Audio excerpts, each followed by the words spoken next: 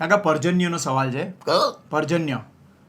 પરજન્ય? હા પર્જન્ય. એટલે એના બાપા એને નથી જન્યો, કોઈ બીજાએ જન્યો એમ? પહેલી વાર આ નામ જે સાંભળે બધાને આ ડાઉટ થાય કે પર્જન્ય એટલે કેવી રીતે મમ્મી તરફથી પપ્પા બીજા છે કે પપ્પા તરફથી મમ્મી બીજી છે. પણ પર્જન્યનો મતલબ એવું થાય છે કે યજ્ઞ, વરસાદ ના આવે ત્યારે પર્જન્ય યજ્ઞ લોકો કરતા હતા. એટલે આને સરસ મજાનું નામ છે. એટલે આને પાણી નહીં આવતું એટલે પરજન્ય પાડી દીધું એમ?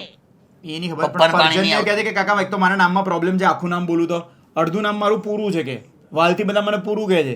તો કોઈ પણ કામ કરવા પૂરું કરી નાખ, પૂરું પતાઈ દે, તું પૂરું કરી જ નાખ બધું. આવું બધું કે મારો આખા નામમાં પ્રોબ્લેમ છે, અડધા નામમાં પ્રોબ્લેમ છે કે શું કરું? તું પૂરું કરી જ નાખ, પછી જબરજસ્તી તાર લગ્ન કરાવવા જ પડશે એવું પૂરું કરી નાખ. બિચારો એફિડેવિટ કરવાનો હતો નામ બદલાવવા માટે. આમાં ને એવું બધું નહીં, આવું બધું થાય ગોટાળા. અમારે હવે આ લોકો અમુક વલથી પાછળ ડા નથી લગાડતા, ડા. હા, જે રીતે રોકી નામ હોય તો કે રોકી ડા, હા, પછી પેલું શું કહેવાય, કીર્તિડા, કીર્તિડા, હા, પછી જીમીડા, પિન્ટુડા, પિન્ટુડા. હા, એવી રીતે હવે ફેમિલીમાં બાળકનો જન્મ થયો, હમ, એનું નામ લવ રાખ્યું.